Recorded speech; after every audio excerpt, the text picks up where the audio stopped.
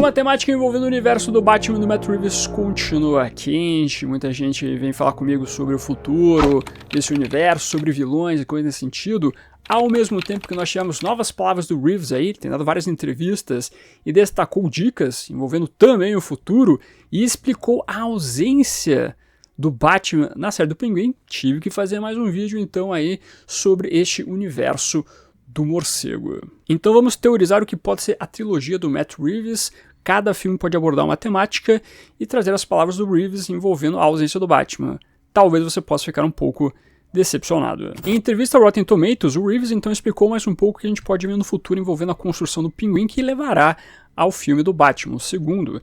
E lá então ele falou o seguinte: acho que a ideia de poder explorar mais a fundo a verdadeira razão para a escuridão perpétua deste lugar é uma das coisas empolgantes pelas quais estou animado para o filme. E já que o público está com uma ideia fresca na cabeça envolvendo a Corte das Corujas, muita gente entendeu que essas palavras do Matt Reeves poderiam ser ligados então à Corte das Corujas, para explicar então essa grande raiz aí de escuridão perpétua que domina Gotham City. E honestamente faz sentido você linkar essas palavras com a possibilidade de você ver o aprofundamento envolvendo a Corte como grande mal enraizado nas instituições de Gotham City, coisa nesse sentido. A gente tem um lance que o próprio Falcone chegou a falar no filme lá do Batman, que existem coisas um pouco mais complicadas, que o Batman ainda não entendia tudo, dando a entender que a gente poderia ter uma força acima da própria máfia, do Carmine Falcone, que dominava a prefeitura e coisa nesse sentido. Então, realmente você pensa que existe uma grande possibilidade disso ser explorado, fora as dicas que a gente viu, né, as possíveis dicas que nós vimos na série do Pinguim, que eu cheguei a citar no vídeo de ontem aqui no canal. Então as coisas vão se encaminhando para trabalhar muito o que envolve agora a corrupção.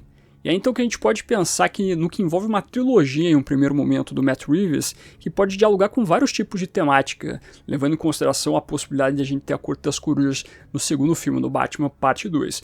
O primeiro filme, na verdade, ele trata um pouco da corrupção, mas o grande foco é falar sobre a máfia de Gotham City, como o Carmine Falcone, o mafioso da cidade, conseguiu dominar todo mundo, e isso afetou vários tipos de classes dentro de Gotham City, especialmente as classes mais empobrecidas. E isso levou então à criação do próprio Charada. Tem alguns momentos de política com o Thomas Wayne tentando se candidatar a prefeito e coisa desse sentido, mas ainda assim a grande temática é a máfia. Essa temática acabou se alongando um pouco mais e nós tivemos a série do Pinguim falando tudo que era preciso envolvendo a máfia. Então acredito que o tema máfia foi esgotado nessas duas produções desse universo, não tem mais o que falar.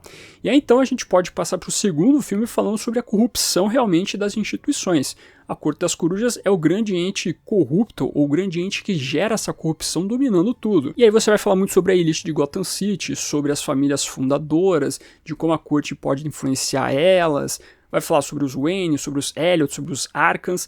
Aí você entra num patamar diferente aqui de conversa envolvendo os podres de Gotham. E uma coisa que eu achei interessante que muitas pessoas vieram falar comigo, bem como colocar nos comentários do meu vídeo, ou mesmo no Twitter, é que a gente pode ter uma junção do que envolve o conceito da Corte das Corujas com o silêncio Thomas Elliot, porque os rumores dizem que nós podemos ter o silêncio, esse é o rumor mais fomentado, mas ao mesmo tempo as dicas dizem que a gente pode ter a Corte das Corujas.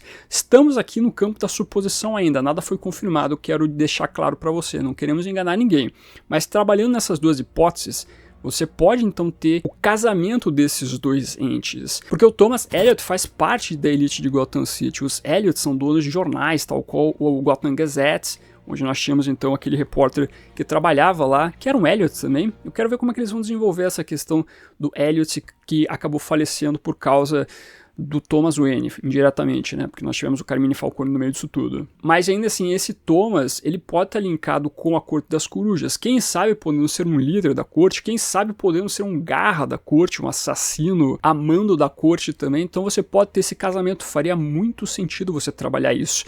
E é interessante que o Thomas Elliot, ele é um vilão assim no sentido mais podre que existe, porque conforme é construído no Coração do Silêncio, o cara é racista, xenofóbico, o cara é tudo que for de ruim. ele realmente tem um pensamento muito enviesado para considerar qualquer pessoa abaixo de uma classe como o lixão de Gotham. Ele fala isso, inclusive, da própria Mulher Gato, fala como uma personagem baixa, que ela é horrível, coisa nesse sentido. Então é um personagem que trabalha muito bem, inclusive, com esse lado meio preconceituoso. Então é interessante você casar ele com a Corte das Corujas, daria muito certo isso. E você colocar ele como, quem sabe, um aliado do Bruce, um amigo de infância do Bruce, dá pra você construir uma boa história. Chegaram até a ressaltar que, pô, você poderia substituir o Lincoln Martin pelo Thomas Elliot, que funcionaria muito bem. Então tá aí, é uma boa ideia para você construir essas duas figuras. Então, veja só, dá para você fazer uma coisa bem legal e você fala sobre vários problemas de Gotham City através das instituições. Traz o Harvey para combater também essa galera, ele pode ser o cara que se dá mal no final das contas, ele fica talvez aí como um cliffhanger para um terceiro filme, ao invés de matarem ele, né, que nem foi na trilogia do Nolan, você não faz isso. Então essa discussão toda caberia muito bem para o segundo filme dessa forma. Vamos ver se isso pode acontecer. Agora, um terceiro filme do Batman, essa foi outra coisa que chegaram a discutir, que eu achei muito bacana, que é você então colocar máfia, colocar a Corte das Corujas com a corrupção, e o terceiro filme então você abordar os loucos de Gotham City. Lembrando, Batman 1 nós temos o Homem-Morcego enfrentando a máfia. No Longo Dia das Bruxas, nós temos a virada disso, né? O Batman deixa de enfrentar diretamente os mafiosos, ainda enfrenta, mas os loucos, no final do Longo Dia das Bruxas, através da liderança do Harvey Dent se tornando duas caras, acabam dominando o que é o topo de crime de Gotham City. Quem sabe isso possa acontecer no universo do Matt Reeves através do terceiro filme. O Batman combate a máfia, combate a Corte das Corujas, as instituições corruptas. O cara tá cansado pra caramba, desgastado com tudo que aconteceu.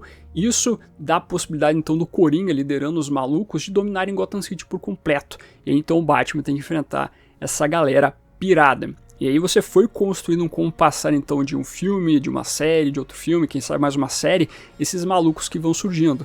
E aí você tem toda essa guerra de loucos no terceiro filme do Batman.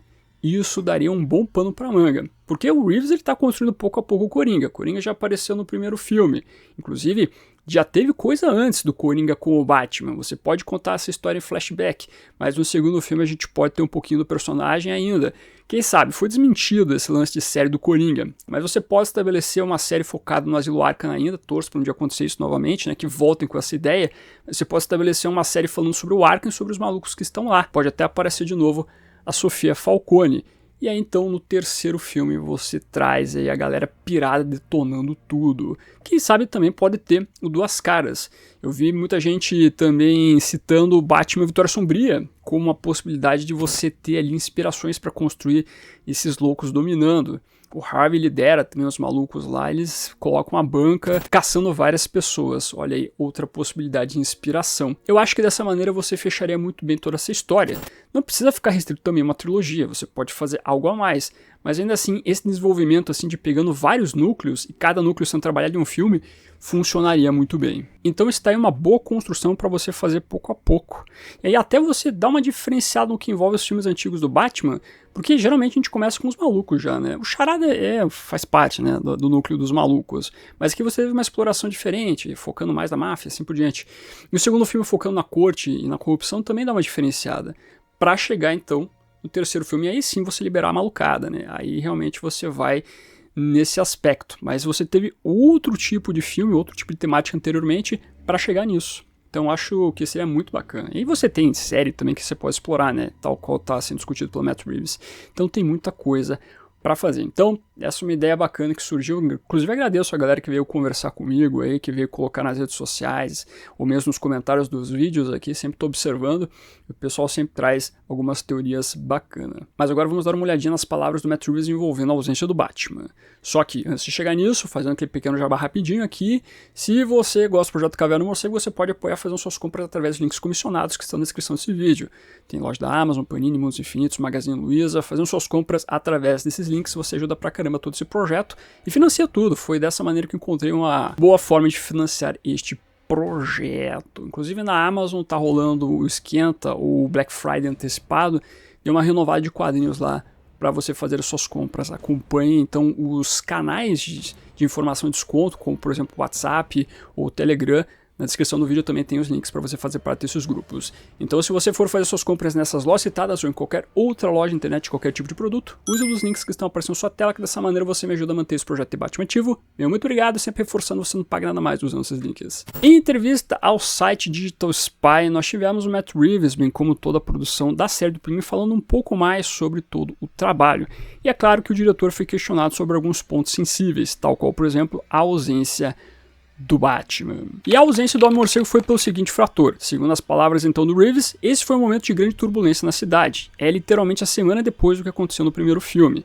Grande parte da cidade está em desespero, então a polícia não consegue chegar a todos os lugares. Há crimes em todos os lugares, é um momento muito perigoso. Batman está lá fora tentando lidar com as consequências de tudo que aconteceu, das quais, até certo ponto, ele se culpa. Inclusive, o diretor revelou que os fãs verão que o herói entrará em uma nova fase desafiadora no segundo filme do Batman, visto que o protagonista se dará conta que é muito difícil ser o Batman. Ou seja, no final das contas, o Matt Reeves pode estar escondendo o jogo do que realmente aconteceu? Pode, mas eu duvido disso. Eu acredito que as palavras que ele trouxe aqui são bem diretas e reforçam bastante o que está acontecendo com o Batman. Ele está com a cabeça em outro lugar nesse momento, lidando com outros problemas, enfrentando também um problema moral na sua vida, pelas consequências dos seus atos no primeiro filme. Então isso pode dar uma destruída na sua moral, tal qual o Reeves citou aqui, né? Então aquele negócio de labirinto da Corte das Corujas, ou que ele viajou pra fora de Gotham City pra lidar com outros problemas, balela, meus amigos. No final das contas ele tá em Gotham, tá lidando com outros problemas. Ele só não viu lá o que tá acontecendo com o Pinguim. Pode ser que ele tá lidando com um problema muito maior que o Pinguim, Sofia e a máfia, né? Pode ser que realmente o negócio tá muito mais casca grossa do outro lado. Então tem esse detalhe. Mas ainda assim, o Batman tá lá. O Batman tá lá lidando com outro problema. Então, é a justificativa que o diretor pode trazer. Mas e aquele jornal da produção lá? Não colocava que o Batman estava sumido há uma semana? Bom, aí você pode falar o seguinte. Primeiro, ou eles podem desconsiderar tudo isso, né? Falar que isso foi só uma brincadeira mesmo, só para fazer a promoção da série. Ou, na verdade, você pode estar falando dessa questão moral do Batman. Ele passando por um perrengue de achar que ser realmente o Batman é difícil. Que ele não consegue retribuir aquilo que Gotham City exige dele. Por isso, ele não atende mais o bate-sinal. Ele está realmente passando por um momento onde discute tudo que é a existência do próprio Batman. Pode ser isso também. Então você pode ter essa discussão envolvendo o que é o Batman para Gotham City, porque o primeiro filme ficou bem evidente que ele teve muita culpa no cartório de todos os problemas envolvendo Charada.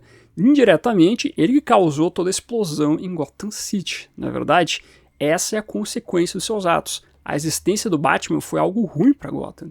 Então, ele vai discutir isso no segundo filme. É difícil ser o Batman. Talvez se o Batman no primeiro filme era depressivo, ele fique muito mais depressivo no segundo filme, mas é o buraco que ele entra para conseguir sair e se tornar um Batman melhor. Não é da noite pro dia que ele vai se tornar, então, um Batman um pouco mais tranquilo.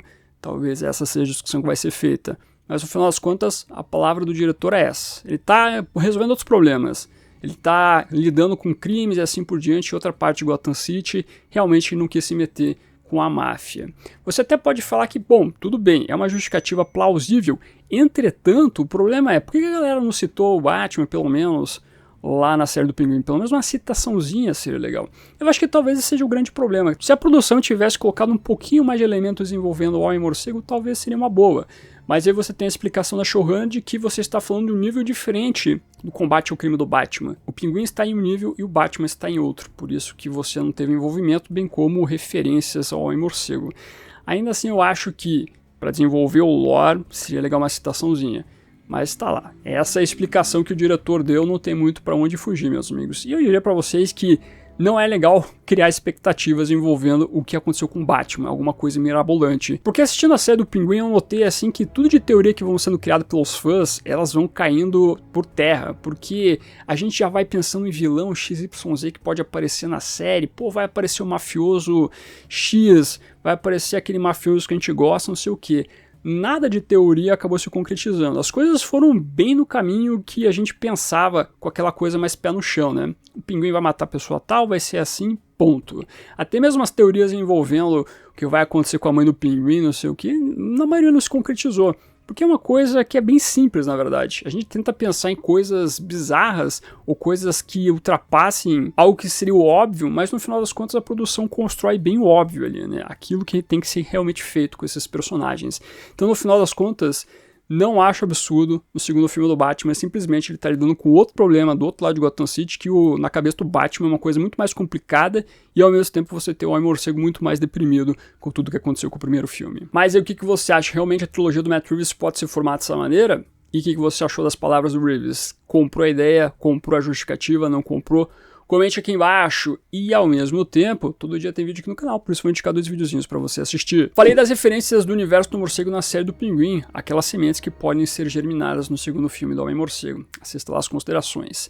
Ao mesmo tempo, comentei a última edição da Terra Zero do Batman, que é o universo oficial do Homem-Morcego. Veja lá o que está acontecendo com o Batman, coisas complicadas na vida dele e do seu pai. Agradecendo, como sempre, os membros do canal, o pessoal que está aparecendo aqui embaixo. Muito obrigado por ajudar a financiar esse projeto. Não esqueça de curtir esse vídeo e se inscreva no canal se você é novo ou nova, que é o melhor lugar para você ficar muito bem informado sobre o universo do Batman. E esse foi ficando por aqui.